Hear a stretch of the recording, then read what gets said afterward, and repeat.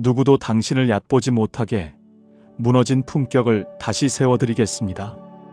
여러분, 인생 60 넘어서 제일 미련한 짓이 뭔지 아십니까? 바로 내 명줄 단축시키는 인간을 그놈의 정 때문에 끊어내지 못하고 질질 끌려다니는 겁니다. 만나서 밥만 같이 먹으면 이상하게 체한 것처럼 속이 꽉 막히고 전화벨만 울려도 가슴이 철렁 내려앉게 만드는 사람. 혹시 지금도 억지로 참고 만나고 계십니까? 분명히 웃으면서 헤어졌는데 집에만 돌아오면 기분이 더럽고 온몸에 진이 다 빠지게 만드는 에너지 뱀파이어 같은 사람 말입니다. 남들 앞에서는 법 없이도 살 천사인 척, 세상 둘도 없는 호인인 척 연기하니까요. 어디 가서 하소연도 못 하셨을 겁니다. 내가 늙어서 노망이 났나? 내가 속이 좁아 터져서 저 사람의 진심을 못 알아보나? 하지만 여러분, 오늘 제 말 똑바로 들으셔야 합니다. 여러분이 예민한 게 아닙니다. 여러분이 꼬인 게 절대 아닙니다. 여러분의 몸과 본능이 제발 저 인간한테서 도망쳐 위험해라고 보내는 아주 정확한 생존 신호입니다. 단지 그 사람이 소름 끼치게 연기를 잘하는 가면 쓴 사기꾼일 뿐입니다. 문제는 이들의 위장술이 얼마나 교묘한지 30년 지기 친구도 심지어 가족조차도 깜빡 속아 넘어간다는 겁니다. 하지만 딱 3초, 이 찰나의 순간만 포착하면 그 검은 속내를 낱낱이 발가벗길 수 있습니다. 그들이 무의식 중에 흘리는 결정적인 5가지 신호가 있기 때문입니다. 안 그래도 짧고 귀한 여러분의 남은 인생, 더 이상 감정 쓰레기통으로 낭비하지 마십시오. 오늘 이 영상이 여러분을 지키는 가장 날카로운 칼이 되어드리겠습니다. 당신의 잃어버린 품격을 되찾고 싶다면 지금 구독과 좋아요를 눌러주세요. 거짓된 가면을 벗겨내는 그 5가지의 비밀, 지금 바로 시작합니다. 첫 번째 신호, 농담이라는 가면 뒤에 숨어 웃으며 비수를 꽂는 사람입니다. 혹시 이런 기분 느껴보신 적이 있으십니까? 분명 하하호호 웃으며 대화를 나누고 헤어졌는데 갑자기 기분이 싸하게 식으면서 가슴 한구석이 꽉 막힌 듯 답답해지는 경험 말입니다. 마치 모기에게 물린 줄도 몰랐는데 시간이 지나고 나서야 미친 듯이 가려워지고 붉게 부어오르는 것처럼 뒤늦게 통증이 밀려오는 관계. 범인은 바로 농담을 가장한 공격을 일삼는 사람들입니다. 이들은 아주 교묘합니다. 절대 대놓고 욕을 하거나 화를 내지 않습니다. 대신 유머와 농담이라는 아주 화려한 포장지로 날카로운 면도칼을 감싸서 건넵니다. 심리학에서는 이를 수동 공격성이라고 명확하게 정의합니다. 앞에서 당당하게 맞설 용기는 없고, 그렇다고 당신이 잘 되는 꼴을 보자니 배가 아파 죽겠는 그 비겁하고 뒤틀린 속내를 농담이라는 핑계로 배설하는 것입니다. 구체적인 상황을 한번 떠올려 볼까요? 이 영상을 보시는 분들 중에도 무릎을 탁 치는 분들 계실 겁니다. 오랜만에 동창회에 큰맘 먹고 비싼 옷을 입고 나갔습니다. 친구들이 어머, 영수가 너 오늘 너무 곱다, 회춘했다라며 칭찬을 해줍니다. 기분이 한참 좋은데 꼭 그 분위기에 찬물을 끼얹는 한 사람이 있습니다. 웃으면서 이렇게 말하죠. 야, 역시 돈이 좋긴 좋다. 너 그 옷 입으니까 옛날 촌티가 싹 가려진다. 순간 분위기는 얼어붙고 내 얼굴은 화끈거립니다. 기분 나쁜 티를 내자니 왜 정색해? 웃자고 한 소리야라며 나를 속 좁은 사람으로 몰아가고 가만히 있자니 내가 돈으로 거치장만 한 사람이 되어버립니다. 이게 과연 농담일까요? 아닙니다. 이건 명백한 저주이자 언어폭력입니다. 이들의 심리 기저에는 아주 깊고 어두운 열등감이 자리 잡고 있습니다. 당신을 정면으로 이길 자신은 없고 당신의 행복을 인정하기에는 본인의 자존감이 너무나 낮습니다. 그래서 당신을 깎아내려야만 자신이 올라간다고 착각하는 제로섬 게임을 하고 있는 겁니다. 특히 농담인데 왜 예민하게 그래? 라는 말은 이들이 쓰는 전형적인 가스라이팅 수법입니다. 가해자인 자신은 유쾌한 사람으로 포장하고 피해자인 당신을 융통성 없고 까칠한 사람으로 둔갑시켜 책임을 전가하는 아주 악질적인 방어 기제입니다. 자, 그렇다면 이런 사람을 만났을 때 우리는 어떻게 해야 할까? 대부분의 착한 사람들은 그냥 내가 참자, 좋은 게 좋은 거지 하고 어색하게 웃어넘깁니다. 하지만 여러분, 절대 웃어주지 마십시오. 여러분이 웃어주는 그 순간 그 사람은 이 사람은 이렇게 함부로 대해도 되는구나 라고 학습하게 됩니다. 그리고 그 비수는 점점 더 날카로워질 것입니다. 이럴 땐 거울 치료법을 쓰셔야 합니다. 상대가 던진 말을 그대로 돌려주며 정색하는 것입니다. 웃음기를 싹 거두고 아주 차분한 눈빛으로 상대의 눈을 똑바로 쳐다보며 이렇게 되물으십시오. 지금 그 말이 무슨 뜻이야? 내가 이해가 안 돼서 그러는데 어디가 웃긴 포인트인지 구체적으로 설명해 줄래? 이렇게 반응하면 그 능구렁이 같은 사람도 당황해서 횡설수설하게 됩니다. 아니 뭐 그냥 하며 말끝을 흐릴 때 침묵을 유지하며 3초간 빤히 쳐다보십시오. 그 어색한 공기 자체가 그 사람에게는 최고의 형벌이 됩니다. 17세기 철학자이자 지혜의 대가인 발타자르 그라시아는 인간관계의 본질을 꿰뚫으며 이렇게 경고했습니다. 농담으로 던진 돌에 개구리는 맞아 죽는다. 악에 섞인 농담은 그 어떤 진지한 비난보다 더 깊이 뼈를 찌른다.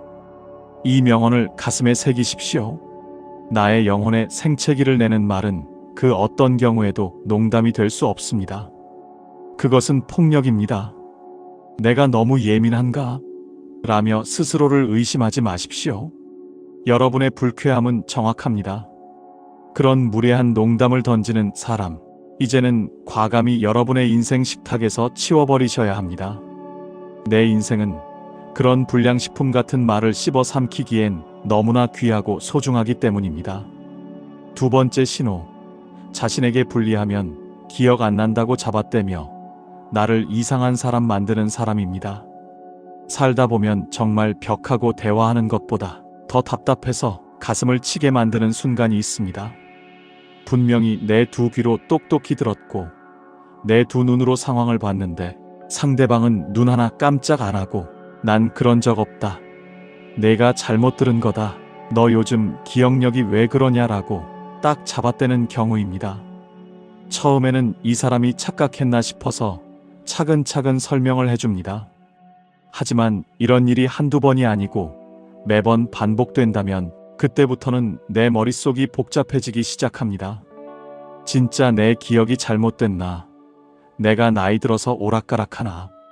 멀쩡하던 사람을 순식간에 의심 암귀에 빠뜨려 스스로를 믿지 못하게 만드는 것. 이것이 바로 그 무서운 심리 조작 기술, 가스라이팅의 전형적인 수법입니다. 이들은 마치 지우개로 칠판을 지우듯이 자신에게 불리한 사실만 쏙 골라서 머릿속에서 지워버리는 놀라운 재주를 가졌습니다. 의학적인 건망증이나 치매가 아닙니다. 철저하게 선택적 기억 상실입니다. 구체적인 상황을 한번 볼까요? 아마 이거 내 얘기네 하고 무릎을 치시는 분들 많으실 겁니다. 가장 흔한 게 돈 문제입니다. 급하다고 사정사정해서 돈을 빌려갔습니다. 다음 달 1일에 꼭 갚을게. 정말 고맙다 하며 머리를 조아렸죠. 그런데 약속한 날짜가 되어 조심스럽게 전화를 겁니다. 그러면 수화기 너머로 들려오는 목소리가 완전히 딴 사람입니다. 형님, 제가 언제 1일이라고 했어요? 이번 달 말일이라고 했지. 형님 요즘 약주 많이 하시더니 기억력이 예전 같지 않으시네. 사람 참 섭섭하게 만드네. 오히려 적반하장으로 화를 냅니다. 돈을 빌려준 건 난데 졸지에 나는 기억력 나쁜 사람 닥달하는 야박한 사람이 되어버립니다. 억울해서 잠이 안 옵니다. 가족 간에도 이런 일은 비일비재합니다. 남편이 혹은 시어머니가 가슴에 대못 박는 말을 해서 눈물을 쏟았습니다. 며칠 뒤에 어떻게 나한테 그런 말을 할 수 있냐고 따지면 그들은 세상에서 제일 억울한 표정을 짓습니다. 이렇게 나오면 피해자는 할 말을 잃습니다. 분명 상처는 내가 받았는데 사과는커녕 내 정신 상태를 의심받는 상황이 되는 거죠. 이들의 심리 기저에는 비겁한 통제 욕구와 회피 본능이 따리를 틀고 있습니다. 자신의 잘못을 인정하는 순간 관계에서 주도권을 뺏긴다고 생각합니다. 그래서 사실을 왜곡해서라도 기억력 나쁜 사람, 예민한 사람으로 깎아내려야만 직성이 풀리는 것이죠. 이런 사람과 대화할 때 목소리 높여 싸우는 건 안타깝지만 아무 소용 없습니다. 그들은 논리가 통하는 상대가 아닙니다. 이럴 때는 반드시 증거로 대응하셔야 합니다. 중요한 약속이나 돈 거래는 반드시 문자나 카톡으로 남기십시오. 통화할 때 녹음 버튼을 누르는 것도 내 자신을 지키는 훌륭한 방패가 됩니다. 그리고 그들이 또 기억 안 난다고 잡아뗄 때 감정을 섞지 말고 차가운 표정으로 그 증거를 들이미십시오. 독일의 철학자 프리드리히 니체는 거짓말하는 자들의 말로를 이렇게 예언했습니다.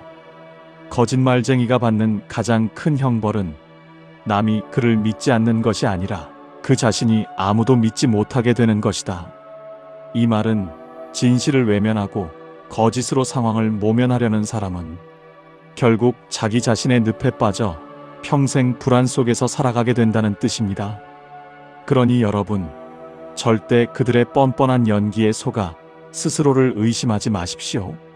여러분의 기억은 틀리지 않았습니다. 여러분의 직감은 정확합니다.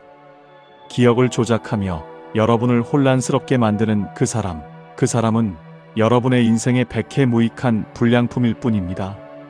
이제는 그 불량품을 반품하고 여러분의 맑은 정신과 자존감을 되찾으셔야 할 때입니다.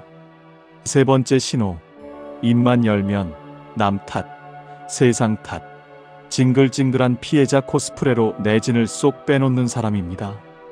여러분, 주변에 이런 사람 꼭 한 명쯤 있지 않습니까?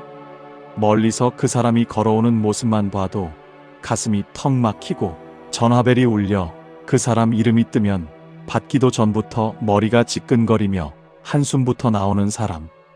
만나서 커피 한 잔 마셨을 뿐인데 마치 땡볕에서 하루 종일 밭일이라도 한 것처럼 온몸에 기운이 쭉 빠지고 영혼이 털리는 기분이 드는 관계.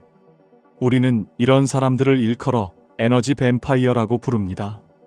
말 그대로 나의 소중한 생명 에너지를 빨대 꽂아 쪽쪽 빨아먹는 흡혈귀 같은 존재라는 뜻입니다.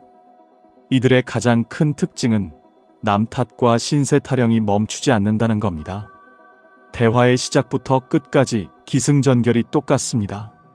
아이고, 내 팔자야. 내가 전생에 무슨 대역죄를 지어서 저런 남편을 만나 이 고생인지 모르겠다. 자식 키워봤자 소용없다더니 우리 며느리는 어쩌고 저쩌고. 물론 살다 보면 힘들어서 하소연할 수 있습니다. 친구로서 들어줄 수 있죠. 하지만 이들의 문제는 그게 10년, 20년째 똑같은 레퍼토리라는 점입니다. 해결할 생각은 전혀 없고 만날 때마다 똑같은 쓰레기 봉투를 들고 와서 여러분 앞에 쏟아부으며 나 좀 위로해줘, 나 좀 불쌍하게 여겨줘라고 강요합니다. 심리학의 거장 알프레드 아들러는 이런 심리를 가리켜 약함의 권력이라고 아주 날카롭게 지적했습니다. 이게 무슨 뜻일까요? 보통 힘세고 강한 사람이 권력을 가질 것 같지만 인간관계에서는 때때로 가장 불쌍한 척하는 사람이 권력을 쥔다는 겁니다. 자신의 불행과 약함을 무기로 삼아 상대방의 관심과 애정을 갈취하고 상대방이 자신을 떠나지 못하게 혹은 자신을 비판하지 못하게 입을 막아버리는 아주 교묘한 심리 전술입니다. 내가 이렇게 힘든데 내가 감히 나한테 싫은 소리를 해라는 무언의 협박인 셈이죠. 이들의 대화 패턴을 자세히 들여다보면 정말 기가 막힙니다. 여러분이 안타까운 마음에 진심 어린 해결책을 줍니다. 김 여사, 남편 때문에 그렇게 힘들면 차라리 취미 생활을 좀 해보는 건 어때? 그러면 이들은 1초도 망설이지 않고 대답합니다. 아유, 말은 쉽지. 너는 팔자가 편해서 그런 소리 하는 거야. 모든 조언을 그래서 안 돼.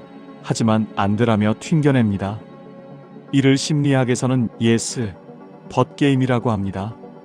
겉으로는 조언을 구하는 척하지만 실제로는 그 어떤 해결책도 원하지 않습니다. 그저 계속 징징거릴 명분이 필요할 뿐입니다. 심지어 더 악질적인 경우도 있습니다. 여러분이 힘들어서 나도 요즘 몸이 좀 안 좋아라고 이야기를 꺼내려 하면 대화의 주도권을 획 낚아챕니다.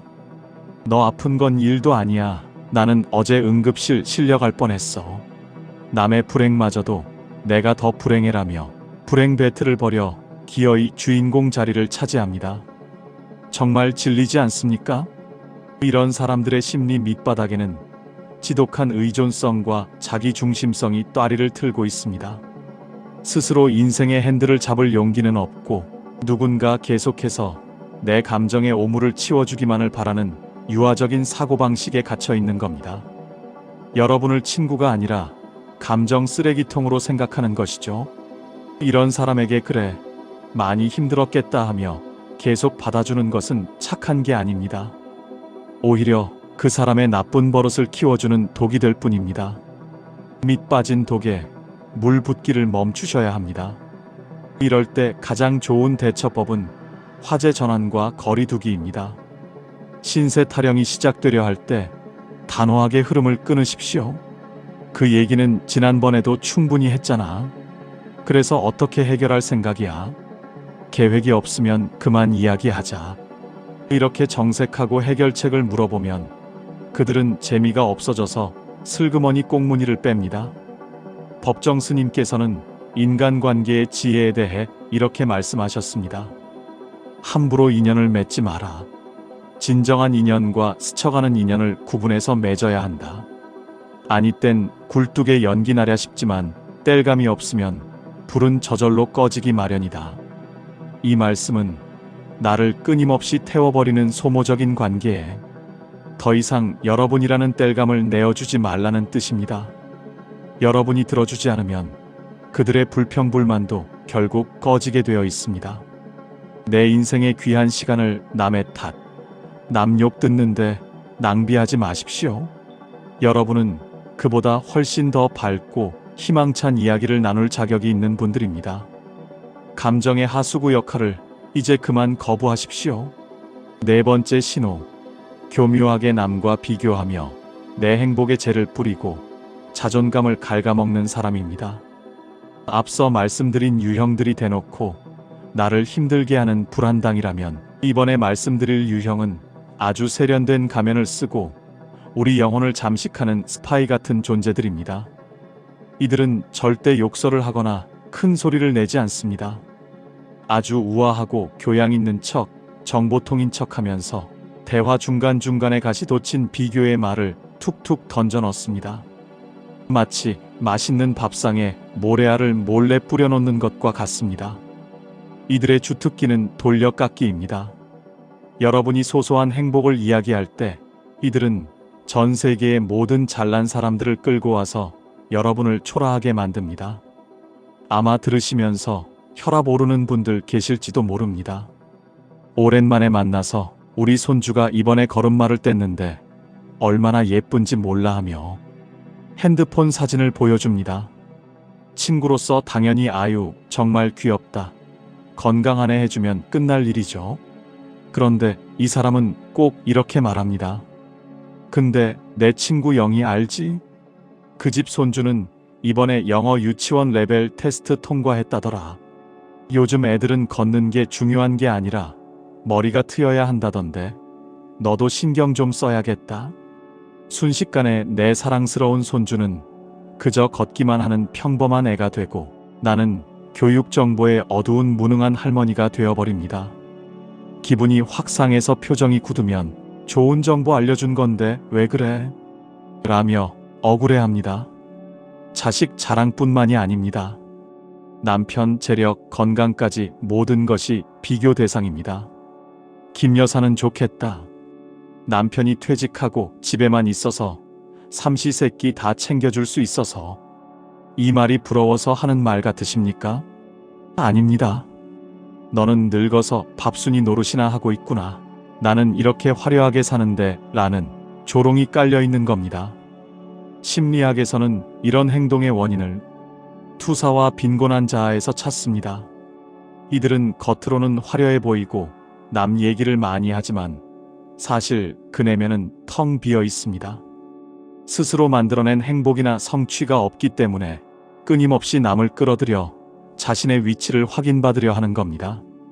자신이 올라갈 능력이 없으니 남을 깎아내려서 자신의 상대적 우월감을 느끼려는 아주 치졸한 마음의 거지들입니다. 여러분이 행복해하는 모습을 보면 그들은 견딜 수가 없습니다. 자신의 불행이 더 크게 느껴지기 때문입니다. 그래서 기어코 여러분의 행복의 비교라는 독극물을 타서 망쳐놔야 직성이 풀리는 것입니다. 이런 사람을 대할 때 절대 하지 말아야 할 것이 있습니다. 바로 변명이나 맞대응입니다. 우리 손주도 똑똑해. 우리 남편도 잘해줘. 라고 발끈하는 순간 여러분은 그들의 덫에 걸린 겁니다. 그들은 여러분이 동요하고 괴로워하는 그 모습을 보며 희열을 느낍니다. 가장 우아하고 품격 있는 복수는 바로 무관심한 긍정입니다. 그가 누구네 집 자랑을 하든 누구랑 비교를 하든 마치 남의 나라 뉴스 듣듯이 감정 없이 반응하십시오. 아, 그래요. 참 잘 됐네요. 딱 이 한마디면 됩니다. 그리고 바로 화제를 바꾸거나 침묵하십시오. 어때라고 물어보지 않는 것, 부러워하지도 화내지도 않는 것. 이 반응 없음이 그들에게는 가장 뼈아픈 무시가 됩니다. 벽에다 대고 공을 던지는 것처럼 재미가 없어지면 그들은 알아서 떨어져 나갑니다. 철학자 쇼펜하우어는 비교의 지옥에 빠진 인간들에게 이렇게 일침을 가했습니다. 타인의 기준에 자신의 행복을 맞추는 것은 평생을 남의 감옥에서 보내는 것과 같다. 남들이 뭐라 하든 나를 기쁘게 하는 것이 진짜 행복이다. 이 명언을 잊지 마십시오. 비교하는 사람의 말에 흔들린다는 것은 내 행복의 집 열쇠를 그 도둑놈에게 쥐어주는 꼴입니다. 옆집 잔디가 더 푸르다고 말하는 사람에게 내 정원을 보여주지 마십시오. 여러분의 삶은 여러분의 속도로, 여러분의 방식대로 이미 충분히 아름답고 온전합니다. 그 고귀한 자존감을 깎아내리는 불순한 사람들에게 더 이상 귀를 빌려주지 마십시오. 5번째 신호. 나에게는 간도 쓸개도 빼줄 것처럼 굴지만 약자에게는 짐승처럼 돌변하는 강약약강의 인간입니다. 앞서 말한 4가지 유형이 여러분을 조금씩 갉아먹는 좀벌레라면 이번 유형은 언젠가 여러분의 인생을 한순간에 파탄낼 수 있는 시한폭탄과도 같은 존재입니다. 가장 구별하기 어렵습니다. 왜냐고요? 지금 당장은 나에게 너무나 잘하기 때문입니다. 밥값도 잘 내고 입안에 혀처럼 굴며 비위를 맞춰줍니다. 그래서 우리는 착각합니다. 아, 이 사람은 성격이 좀 급해서 그렇지. 내 사람은 확실하게 챙기는 의리파야. 천만의 말씀입니다. 여러분, 제발 그 착각에서 깨어나셔야 합니다. 그 사람의 진짜 얼굴을 보고 싶으십니까? 그렇다면 그 사람이 자신보다 힘이 없는 사람, 자신에게 아무런 이익을 줄 수 없는 사람을 어떻게 대하는지 관찰하십시오. 많은 글로벌 기업의 CEO들이 임원을 뽑을 때 식사 면접을 보면서 웨이터 법칙을 적용한다고 합니다. 당신에게는 친절하지만 웨이터에게 무례한 사람은 절대 좋은 사람이 아니다. 라는 아주 단순하지만 강력한 진리입니다. 구체적인 상황을 그려보겠습니다. 이 사람과 함께 근사한 식당에 갔습니다.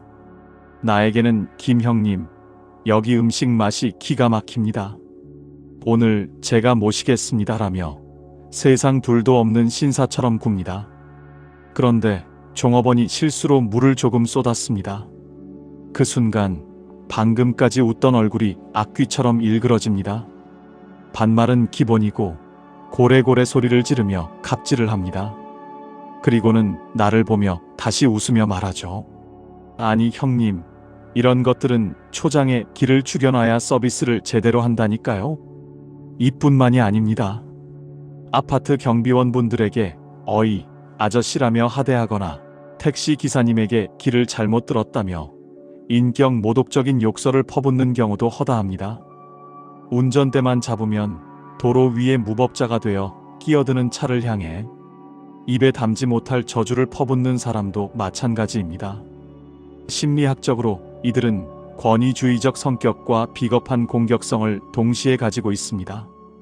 자신보다 강한 자 앞에서는 생존을 위해 꼬리를 내리지만 그 억눌린 스트레스와 열등감을 만만한 약자에게 화풀이하며 해소하는 것입니다. 이들에게 타인은 존중해야 할 인격체가 아니라 자신의 기분을 맞춰줘야 하는 도구일 뿐입니다.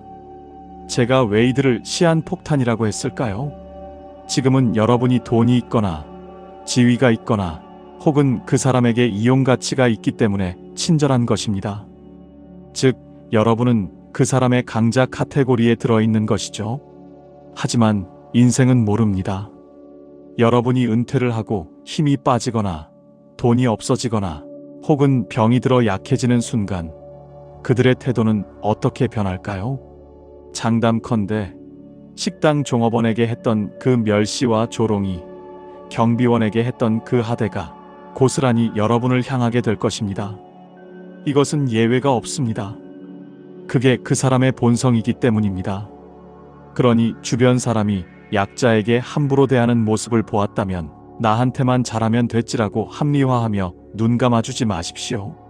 그 무례함에 동조하는 순간 여러분의 품격도 바닥으로 떨어지는 것입니다. 이런 사람과는 깊은 관계를 맺지 않는 것이 상책입니다. 고쳐서 쓸 수 있는 문제가 아닙니다.